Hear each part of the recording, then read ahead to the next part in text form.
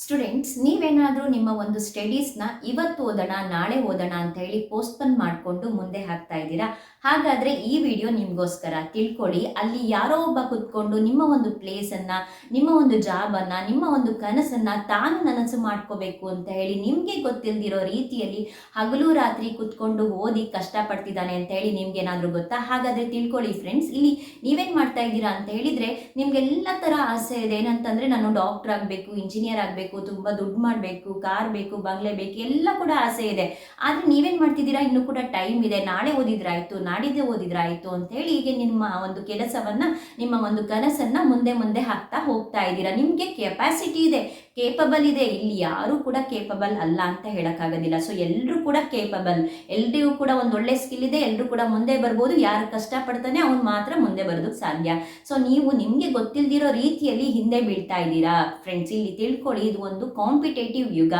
ಇಲ್ಲಿ ಪ್ರತಿಯೊಬ್ಬರು ಕೂಡ ನಿಮಗೆ ಕಾಂಪಿಟೇಷನ್ ಅನ್ನ ಕೊಡೋದಕ್ಕೆ ನಿಮಗೆ ಗೊತ್ತಿಲ್ಲದ ಹಾಗೆ ಹಗಲು ರಾತ್ರಿ ನಿಮ್ಮ ಜೊತೆಯಲ್ಲೇ ಇರ್ತಾರೆ ಫ್ರೆಂಡ್ಸ್. ನಾನು ಏನು ಓದ್ತಾ ಇಲ್ಲ ಅಂತ ಹೇಳ್ತಾರೆ. ನೀವು ಕೇಳಿ, ಎಕ್ಸಾಮ್ ಟೈಮಲ್ಲಿ ಓದ್ತಾ ಇದೆಯಾ ಮಗ ಅಂದರೆ, ಮಚ್ಚಿ ಅಂದರೆ ಏನು ಹೇಳ್ತಾರೆ ಅವರು? ಇಲ್ಲ, ನಾನು ಓದಿಲ್ಲ, ಏನು ಓದಿಲ್ಲ ಕಣೋ, ಏನು ಓದಿಲ್ಲ ಕಣೆ ಅಂತ ಹೇಳ್ತಾರೆ. ಯಾಕಂದರೆ ನಿಮಗೆ ಕಾಂಪಿಟೇಷನ್ ಕೊಡಬೇಕು. ಅದು ಅವ್ರ ಬುದ್ಧಿವಂತಿಕೆ. ಅವರು ತಪ್ಪು ಮಾಡ್ತಿದ್ದಾರೆ ಅಂತಲ್ಲ. ಸೊ ಅವರು ಒಂದು ಬುದ್ಧಿವಂತಿಕೆಯಿಂದ ನಿಮಗೆ ಗೊತ್ತಿಲ್ಲದಿರೋ ರೀತಿಯಲ್ಲಿ ಹಗಲು ರಾತ್ರಿ ಓದಿ ಕಷ್ಟಪಟ್ಟು ಬಡ್ದು ಇಟ್ಕೋತಾ ಇದ್ದಾರೆ. ಯಾರು ಕಷ್ಟಪಟ್ಟು ಓದಿ ಬುಕ್ಕನ್ನ ಬಡ್ದು ತಮ್ಮ ಜ್ಞಾನವನ್ನು ತಲೆಯಲ್ಲಿ ಇಟ್ಕೋತಾರೋ ಅವರು ಮಾತ್ರ ಮುಂದೆ ಬರೋದಕ್ಕೆ ಸಾಧ್ಯ ಫ್ರೆಂಡ್ಸ್. ಇಲ್ಲಿ ತಿಳ್ಕೊಳ್ಳಿ, ನೀವು ಇವತ್ತು ಏನು ಕಷ್ಟಪಟ್ಟು ಓದಿ ಮುಂದೆ ಬರ್ತೀರಾ, ಏನು ಕಷ್ಟಪಟ್ಟು ಜ್ಞಾನವನ್ನು ತಲೆಯಲ್ಲಿ ಹಾಕೋತೀರಾ, ಆವಾಗ ಎಲ್ಲ ಕೂಡ ನಿಮ್ಮ ಕಾಲು ಬುಡಕ್ಕೆ ಬಂದು ಬಿದ್ದಿರುತ್ತೆ. ಸೊ ಎಲ್ರಿಗೂ ಆಸೆ ಇದೆ, ಎಲ್ಲ ತಗೋಬೇಕು ಮಾಡಬೇಕು ಅಂತ ಹೇಳಿ ಕೇಪಬಲ್ ಇದ್ರೂ ಕೂಡ ನೀವು ಓದ್ತಾ ಇಲ್ಲ. ಸೊ ಹಾಗಾಗಿ ಇವತ್ತೇ ಎಚ್ಚೆತ್ಕೊಳ್ಳಿ ಫ್ರೆಂಡ್ಸ್. ಈ ವಿಡಿಯೋವನ್ನು ಯಾರು ನೋಡ್ತಾ ಇದ್ದೀರಾ, ನಾಳೆ ಓದೋಣ ನಾಡಿದ್ದು ಓದೋಣ ಅನ್ನೋದನ್ನ ಬಿಟ್ಟು ಈಗಲೇ ಬುಕ್ಕನ್ನು ತೆಗೀರಿ, ಓದೋದಕ್ಕೆ ಸ್ಟಾರ್ಟ್ ಮಾಡಿ. ಸೊ ಯಾಕಂದರೆ ಇದು ಕಾಂಪಿಟೇಟಿವ್ ಯುಗ. ಇಲ್ಲಿ ಪ್ರತಿಯೊಂದಕ್ಕೂ ಕೂಡ ಕಾಂಪಿಟೇಷನ್ ನಡೆಯುತ್ತೆ. ನೀವೆಲ್ಲ ಕೇಳಿರ್ಬೋದು, ಒಂದು ಮಾರ್ಕ್ಸಲ್ಲಿ ನನಗೆ ಆ ಜಾಬ್ ಹೋಯಿತು, ಈ ಸೀಟ್ ಹೋಯಿತು ಅಂತ ಹೇಳಿ. ಪ್ರತಿಯೊಂದು ಎಕ್ಸಾಮ್ಸ್ ಕೂಡ ತುಂಬಾ ಕಷ್ಟ ಇರುತ್ತೆ. ಈಗ ತಗೊಳ್ಳಿ, CET, ನೀಟ್ ಎಲ್ಲ ಎಕ್ಸಾಮ್ಸ್ಗಳು ಎಷ್ಟಿರುತ್ತೆ, ನೀವು ಆರಾಮಾಗಿ ಅನ್ಕೋಬಿಡ್ತೀರಾ. ಆರಾಮಾಗೆ ಒಂದು 20,000 ರ್ಯಾಂಕಿಂಗಲ್ಲಿ ಬಂದರೆ ಸಾಕು, ಒಂದು ನೀಟಿಗೆ 700 ಮೇಲೆ ಮಾರ್ಕ್ಸ್ ಬಂದರೆ ಸಾಕು, ಈಸಿಯಾಗಿ ಮಾಡ್ತೀನಿ, ಎಲ್ಲ ಕೂಡ ಈಸಿಯಾಗಿ ಅಂತೀರಾ. ಹತ್ರ ಬಂದಾಗ ಕಷ್ಟಪಟ್ಟು ಓದ್ತೀರಾ, ಆದರೂ ಕೂಡ ಆಗೋದಿಲ್ಲ. ಯಾಕಂದರೆ ನೀವು ನಿರಂತರವಾಗಿ ನಿಮ್ಮ ಒಂದು ಹವ್ಯಾಸವನ್ನು ಕರೆಕ್ಟಾಗಿ ಮಾಡಿರಲ್ಲ, ನಿಮ್ಮ ಒಂದು ಸ್ಟಡೀಸ್ನ ಕರೆಕ್ಟಾಗಿ ಮಾಡಲ್ಲ. ಆ ಟೈಮ್ ಬಂದಾಗ ಓದ್ಲಿಕ್ಕೆ ಹೋಗ್ತೀರಾ, ಆಗೇನಾಗುತ್ತೆ, ಹಿಂದೆ ಬೀಳ್ತೀರಾ. ಯಾಕಂದರೆ ನಿಮಗೆ ಒಬ್ಬ ಕಾಂಪಿಟೇಷನ್ ಕೊಡಬೇಕು ಅಂತ ಹೇಳಿ ಹಗಲು ರಾತ್ರಿ ಓದಿ ಕಷ್ಟಪಟ್ಟಿರ್ತಾನಲ್ಲ, ಆತ ಒಳ್ಳೆ ಮಾರ್ಕ್ಸನ್ನ ತಗೊಂಡು ಮುಂದೆ ಬರ್ತಾನೆ. ಸೊ ಅವನು ಸಕ್ಸಸ್ ಆಗ್ತಾನೆ. ಸೊ ಹಾಗಾಗಿ ನೀವು ಹಿಂದೆ ಬೀಳ್ತೀರಾ. ಸೊ ಇದು ಆಗಬಾರ್ದು ಅಂತ ಹೇಳಿದರೆ ನೀವು ಓದುವುದಕ್ಕೆ ಇವತ್ತೇ ಸ್ಟಾರ್ಟ್ ಮಾಡಬೇಕಾಗತ್ತೆ. ಯಾರು ಕಷ್ಟಪಡ್ತಾರೋ ಅವರು ಮಾತ್ರ ಅವ್ರ ಕನಸನ್ನು ನನಸು ಮಾಡ್ಕೊಳ್ಳೋದಕ್ಕೆ ಸಾಧ್ಯ ಫ್ರೆಂಡ್ಸ್. ಇಲ್ಲಿ ತಿಳ್ಕೊಳ್ಳಿ, ನೀವೇನಾದರೂ ಕಷ್ಟಪಟ್ಟು ಓದಿ ಮುಂದೆ ಬಂದರೆ ಅದ್ರ ಖುಷಿಯನ್ನು ಯಾರು ಅನುಭವಿಸ್ತಾರೆ? ನೀವೇ ಅನುಭವಿಸ್ತೀರಾ, ನಿಮ್ಮ ತಂದೆ ತಾಯಿ ಅನುಭವಿಸ್ತಾರೆ. ಎಷ್ಟು ಖುಷಿ ಅದು. ನಿಮ್ಮ ಒಂದು ಬಾಗಿಲಲ್ಲಿ ಯಾವುದೋ ಒಂದು ಗೌರ್ಮೆಂಟ್ ಗಾಡಿ ಬಂದು ನಿಮಗೆ ಒಬ್ಬ ಡ್ರೈವರ್ ನಿಮಗೋಸ್ಕರ ವೆಯ್ಟ್ ಮಾಡ್ತಾನೆ ಅಂತ ಹೇಳಿದರೆ ಅದು ನಿಮಗೆ ಎಷ್ಟು ಪ್ರೌಡ್ ಫೀಲ್ ಕೊಡುತ್ತೆ. UPSC, KAS, IAS ಈ ಥರ ಎಕ್ಸಾಮನ್ನು ಪಾಸ್ ಮಾಡಿ ಒಬ್ಬರು ಕಾರ್ ಕಳಿಸ್ತಾರೆ ನಿಮಗೆ, ಗೌರ್ಮೆಂಟಿಂದ ಕರ್ಕೊಂಬರೋಕ್ಕೆ, ಆಫೀಸಿಗೆ ಬಿಡೋಕ್ಕೆ. ಆವಾಗ ಒಂದು ಕಾರ್ ಬಂದು ಮನೆ ಬಾಗಿಲಲ್ಲಿ ನಿಂತ್ಕೊಂಡಾಗ ಅದು ನಿಮಗೆ ಎಷ್ಟು ಗೌರವವನ್ನು ತಂದು ಕೊಡುತ್ತೆ, ಹಾಗೆ ಪೇರೆಂಟ್ಸಿಗೆ ಎಷ್ಟು ಖುಷಿಯನ್ನು ಕೊಡುತ್ತೆ. ಸೊ ಹಾಗಾಗಿ ಕಷ್ಟವನ್ನು ಪಡಿ, ಓದಿ, ಎಲ್ಲ ಕೂಡ ಸಾಧ್ಯತೆ ಇದೆ. ಯಾರು ಕೂಡ ಇಲ್ಲಿ ಆಗೋದಿಲ್ಲ ಅಂತ ಹೇಳೋದಕ್ಕಾಗಲ್ಲ. ಈ ಬುದ್ಧಿಮಾಂದ್ಯರು ಅಂತಾರಲ್ಲ, ಅವ್ರಿಗೆ ಕೂಡ ಆಗಲ್ಲ ಅಂತ ಹೇಳ್ಬೋದು. ಅವರು ಕೂಡ ಇವತ್ತಿನ ದಿನದಲ್ಲಿ ಚೆನ್ನಾಗಿ ಓದಿ ಮುಂದೆ ಬರೋದಕ್ಕೆ ಟ್ರೈ ಮಾಡ್ತಿದ್ದಾರೆ. ಅಂಥದ್ರಲ್ಲಿ ನಿಮಗೆ ಕಣ್ಣು, ಮೂಗು, ಬಾಯಿ, ಕಿವಿ ಎಲ್ಲ ಕೂಡ ನೆಟ್ಟಗಿದೆ. ಊಟ ಮಾಡ್ತೀರಾ, ತಿಂತೀರಾ, ಒಳ್ಳೆ ಬೈಕ್ ಹೊಡಿತೀರಾ, ಒಳ್ಳೆ ಡ್ರೆಸ್ ಮಾಡ್ಕೊಂಡು ಓಡಾಡ್ತೀರಾ, ಎಲ್ಲ ಮಾಡ್ತೀರಾ ಅಂತ ಅಂದಾಗ ನಿಮಗೆ ಯಾಕೆ ಓದೋದಕ್ಕಾಗಲ್ಲ? ಸೊ ಎಲ್ಲದನ್ನೂ ಕಲಿಯುವಂತಹ ಶಕ್ತಿ ನಿಮ್ಮ ಒಂದು ಮೈಂಡಿಗಿದೆ ಅಂತ ಹೇಳಿದಾಗ ಆ ಜಾಬನ್ನು ತೆಗೆದುಕೊಳ್ಳೋದಕ್ಕೆ ಯಾಕಾಗೋದಿಲ್ಲ? ಸೊ ಹಾಗೇ ಆಗುತ್ತೆ. ಸೊ ಹಾಗಾಗಿ ನಿಮ್ಮ ಒಂದು ಹವ್ಯಾಸವನ್ನು ಬದಲಿಸ್ಕೊಳ್ಳಿ.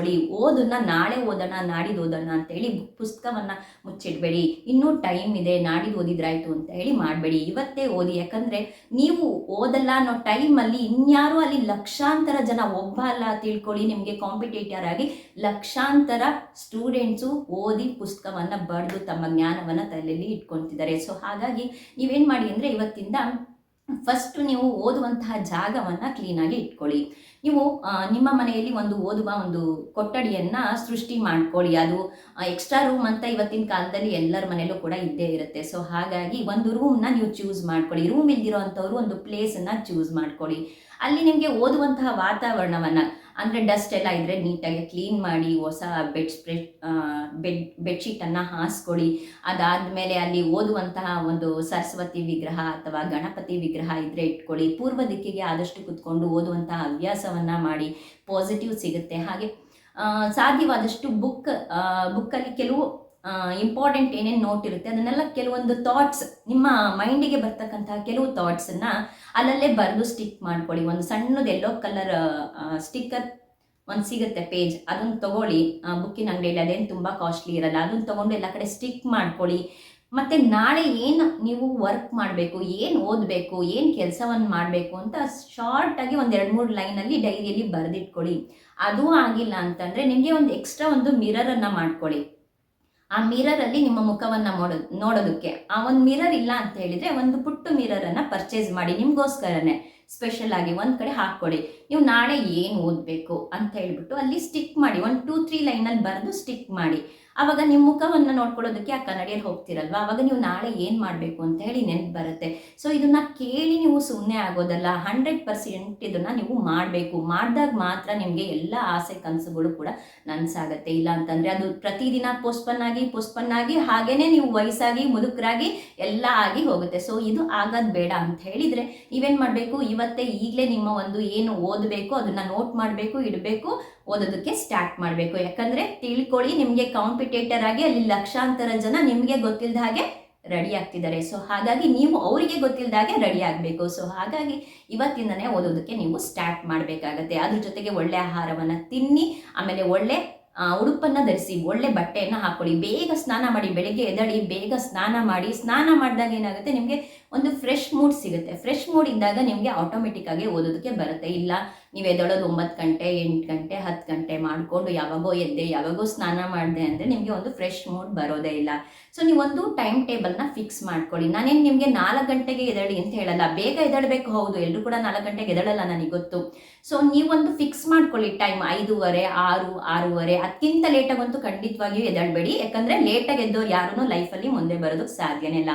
ವಿತಿನ್ ನೀವು 6 ಒಳಗೆ ಅಥವಾ 7 ಒಳಗೆ ಎದ್ಬಿಡಬೇಕು. ಸೊ ಇವತ್ತು 6 ಗಂಟೆಗೆ ಎದ್ರಿ ಅಂದರೆ ನಾಳೆ ಕೂಡ ಅದೇ 6 ಗಂಟೆಗೆ ನೀವು ಎದಳಬೇಕಾಗತ್ತೆ. ಇವತ್ತು ನೈಟ್ 10 ಗಂಟೆಗೆ ಮಲ್ಕೊಂಡ್ರಿ ಅಂದರೆ ನಾಳೆ ಕೂಡ ಅದೇ 10 ಗಂಟೆಗೆ ನೀವು ಮಲಗಬೇಕಾಗತ್ತೆ. ಈ ಥರ ಒಂದು ಟೈಮ್ನ ಫಿಕ್ಸ್ ಮಾಡ್ಕೊಬೇಕು. ಒಂದೇ ಟೈಮಿಂಗ್ಸ್ ಮಲ್ಗೋಕೆ ಮತ್ತು ಎದಳೋಕ್ಕೆ ಈ ಥರ ಮಾಡ್ಕೊಬೇಕು. ಓದೋವಂಥ ವಾತಾವರಣವನ್ನು ಸೃಷ್ಟಿ ಮಾಡ್ಕೋಬೇಕು. ಹಾಗೆ ಅದ್ರ ಜೊತೆಗೆ ನೀವು ಒಂದು ಲೈಬ್ರರಿಗೆ ಹೋಗುವಂತಹ ಅಭ್ಯಾಸವನ್ನು ಇಟ್ಕೊಬೇಕು. ಪ್ರತಿದಿನ ನೀವು ಏನಾದರೂ ಹೊಸದನ್ನು ಕಲಿತಾನೇ ಇರಬೇಕು. ನೋಡಿ, ಇಲ್ಲಿ ಫಸ್ಟ್ ರ್ಯಾಂಕ್ ರಾಜು ಕತೆ, ಹೌದಾ? ಫಸ್ಟ್ ರ್ಯಾಂಕ್ ರಾಜು ಫಿಲಮ್ ಎಲ್ಲರೂ ಕೂಡ ನೋಡಿರ್ತೀರ. ಆತ ಏನು ಮಾಡ್ತಾನೆ, ಎಲ್ಲದರಲ್ಲೂ ಕೂಡ ಫಸ್ಟ್ ರ್ಯಾಂಕ್ ಬಂದಿರ್ತಾನೆ. ಬಟ್ ಆತ ಇಂಟರ್ವ್ಯೂಗೆ ಹೋದಾಗ ಏನಾಗುತ್ತೆ, ಅವನನ್ನು ರಿಜೆಕ್ಟ್ ಮಾಡಿದಾಗ ಅವ್ನು ಕೇಳಿದಾಗ ಅವನಿಗೆ ಏನು ಹೇಳ್ತಾರೆ, ನಿನಗೆ ಎಕ್ಸ್ಟ್ರಾ ಸ್ಕಿಲ್ ಏನೂ ಇಲ್ಲ ಅಂತ. ಸೊ ಇದು ಆಗಬಾರ್ದು ಅಂತ ಹೇಳಿದರೆ ನೀವು ಲೈಬ್ರರಿಗೆ ಹೋಗಬೇಕು, ಜನದೊಟ್ಟಿಗೆ ಕುತ್ಕೊಂಡು ಓದಬೇಕು, ಹೊರಗಡೆ ಜ್ಞಾನವನ್ನು ಸ್ವಲ್ಪ ತಿಳ್ಕೊಬೇಕಾಗತ್ತೆ. ಬರೀ ನಿಮ್ಮ ಪುಸ್ತಕವನ್ನು ಮಾತ್ರ ಓದುವುದಲ್ಲ, ಅದ್ರ ಜೊತೆಗೆ ನೀವೇನು ಮಾಡಿ ಅಂತ ಹೇಳಿದರೆ ಪ್ರತಿದಿನ ನೀವು ಹೊರಗಡೆ ಹೋಗಿ ಒಂದು ಆ್ಯಕ್ಟಿವಿಟೀಸ್ ಇಟ್ಕೊಳ್ಳಿ. ಒಂದು ವಾಕ್, ಎಕ್ಸಸೈಸ್, ರನ್ನಿಂಗ್, ಏನಾದರೂ ಒಂದು ಆ್ಯಕ್ಟಿವಿಟೀಸ್ನ ಮಾಡಿ. ಜೊತೆಗೆ ಪ್ರತಿದಿನ ಹೊಸಬ್ರು 5 ಜನನ ಮಾತಾಡಿಸುವಂಥದ್ದು ಮಾಡಿ. ಅಟ್ಲೀಸ್ಟ್ ನಿಮಗೆ 5 ಜನ ಮಾತಾಡ್ಸೋಕ್ಕಾಗಿಲ್ಲ ಅಂದರೆ ಇಬ್ಬರಿಗಾದರೂ ನೀವು ಹೊಸಬ್ರಿಗೆ ಮಾತಾಡಿಸಿ. ಆವಾಗ ಮತ್ತೆ ತಿಳ್ಕೊಳ್ಳಿ ಯಾರು ಹೇಗಿರ್ತಾರೆ ನೋಡಿ ಮಾತಾಡ್ಸ್ರಿ. ಎಲ್ಲರೂ ಹೋಗಿ ಮಾತಾಡ್ಸೋದಲ್ಲ, ಯಾರನ್ನ ಮಾತಾಡಿಸ್ಬೇಕು ಅಂತೇಳಿ ನಿಮಗೆ ಗೊತ್ತಾಗಬೇಕು.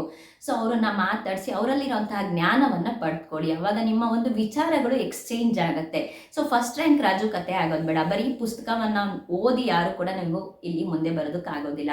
ಸೊ ಹಾಗಾಗಿ ಬುದ್ಧಿ ಅನ್ನೋದು ಬೇಕು, ಸ್ವಲ್ಪ ಎಕ್ಸ್ಟ್ರಾ ಸ್ಕಿಲ್ ಅನ್ನೋದು ಬೇಕು. ಮತ್ತು ನೀವು ಫ್ರೀ ಟೈಮಲ್ಲಿ ನಿಮ್ಮ ಒಂದು ಕಾಲೇಜ್ ಅಥವಾ ನಿಮ್ಮ ಒಂದು ಸ್ಕೂಲ್ ಇದೆಲ್ಲ ಮುಗಿದಾದ್ಮೇಲೆ ನಿಮಗೆ 1 ಅವರ್ ಫ್ರೀ ಇದ್ರೂ ಕೂಡ ಆ ಟೈಮಲ್ಲಿ ನೀವು ಬ್ಯುಸಿ ಇರಿ. ಅನಾವಶ್ಯಕವಾಗಿ ಬೇರೆದಕ್ಕೆ ಟೈಮ್ನ ಸ್ಪೆಂಡ್ ಮಾಡಬೇಡಿ. ಬೇರೆದಕ್ಕೆ ಎಲ್ಲದಕ್ಕೂ ಕೂಡ ನಿಮಗೆ ಒಂದು ಹಂತವಾಗಿ ಒಂದು ಟೈಮ್ ಇದೆ. ಆ ಹಂತದಲ್ಲಿ ಎಲ್ಲ ಹಂತಗಳು ಕೂಡ ಸಮಯಕ್ಕೆ ಸರಿಯಾಗಿ ಅದು ಮುಗಿಯುತ್ತೆ. ಸೊ ಹಾಗಾಗಿ ನೀವೇನು ಮಾಡಬೇಕು ಅಂದರೆ ಈ ಒಂದು ವಯಸ್ಸಲ್ಲಿ ನಿಮಗೆ ಓದುವುದು ಒಂದೇ ಹವ್ಯಾಸ ಆಗಿರಬೇಕು. ಬೇರೆ ಏನಕ್ಕೂ ನೀವು ತಲೆ ಕೆಡಿಸ್ಕೋಬಾರ್ದು. ಸೊ ಹಾಗಾಗಿ ನೀವೇನು ಮಾಡಬೇಕಾಗತ್ತೆ, ಪ್ರತಿದಿನ ಹೊರಗಡೆ ಹೋಗಬೇಕು, ಲೈಬ್ರರಿಗೆ ಹೋಗಬೇಕು, ಮತ್ತು 5 ಜನ ಹೊಸಬ್ರಿಗೆ ಮಾತಾಡಿಸ್ಬೇಕು. 5 ಜನಕ್ಕಾಗಿಲ್ಲ ಅಂದರೆ ಇಬ್ಬರಿಗಾದರೂ ಹೊಸದಾಗಿ ಮಾತಾಡಿಸ್ಬೇಕು. ಅಂದರೆ ನಿಮ್ಮ ಒಂದು ಸ್ಕಿಲ್ ಇಂಪ್ರೂವ್ ಆಗಲಿ. ಒಂದು ಏನು ಹೇಳ್ತಾರೆ, ನಿಮಗೆ ಒಂದು ಕಮ್ಯುನಿಕೇಷನ್ ಗ್ಯಾಪ್ ಅನ್ನೋದು ಇರಬಾರ್ದು. ಹೊರಗಡೆ ಮಾತಾಡೋದಕ್ಕೆ ಧೈರ್ಯ ಬರಬೇಕು. ಹಾಗಾಗಿ ಅದನ್ನು ಬೆಳೆಸ್ಕೊಳ್ಳಿ. ಮತ್ತು ನಿಮ್ಮ ಒಂದು ಫ್ರೀ ಟೈಮಲ್ಲಿ ನೀವೇನು ಮಾಡಬೇಕಾಗುತ್ತೆ ಅಂದರೆ ಯಾವುದಾದ್ರೂ ಒಂದು ಹೊಸ ಕೋರ್ಸಿಗೆ ಸೇರ್ಕೊಳ್ಳಿ. ನಿಮ್ಮ ಮನೆ ಹತ್ತಿರ ಇರೋವಂಥದ್ದು, ನಿಮ್ಮ ಎಜುಕೇಷನಿಗೆ ಸಂಬಂಧಪಟ್ಟಿರ್ಬೋದು, ಅಥವಾ ನೀವು ಒಂದು ಹೊಸ ಕೋರ್ಸಿಗೆ ಸೇರ್ಕೊಳ್ಳಿ. ಫ್ರೀ ಟೈಮನ್ನು ಸುಮ್ಮನೆ ಅಲ್ಲೆಲ್ಲೋ ಹೋದೆ, ಫ್ರೆಂಡ್ಸ್ ಮನೆಗೆ ಹೋದೆ, ಒಂದು ಬೋಟಿ ಮಸಾಲೆ ತಿಂದೆ ಅಥವಾ ಪಾನಿಪುರಿ ತಿಂದೆ, ಐಸ್ ಕ್ರೀಮ್, ಈ ಥರ ಒಂದು ಟೈಮ್ನ ವೇಸ್ಟ್ ಮಾಡಬೇಡಿ. ಖಂಡಿತವಾಗಿಯೂ ಇವತ್ತು ನೀವು ಏನು ಕಲ್ತಿದ್ದೀರಾ ಅದು ನಿಮ್ಮ ಲೈಫಲ್ಲಿ ಖಂಡಿತವಾಗಿಯೂ ಉಪಯೋಗಕ್ಕೆ ಬರ್ಬೋದು. ಅದು ಎನಿ ಕೋರ್ಸ್ ಆಗಿರ್ಬೋದು, ಏನು ಬೇಕಾದರೂ ಕಲೀರಿ. ಒಂದು ಟೈಪಿಂಗ್ ಕಲೀರಿ, ಒಂದು ಕಂಪ್ಯೂಟರ್ ಕಲೀರಿ, AI ಕಲೀರಿ. ಸೊ ಇವತ್ತು ಎಷ್ಟೊಂದು ಬಂದಿದೆ. ಇವತ್ತಿನ ಎಜುಕೇಷನಿಗೆ ತಕ್ಕಂಗೆ ನಿಮಗೆ ಗೊತ್ತಿದೆ, ಏನು ಮೊಬೈಲಲ್ಲಿ ಓಪನ್ ಮಾಡಿದರೆ ನಿಮಗೆ ಕೂಡ ಸಿಕ್ಬಿಡುತ್ತೆ.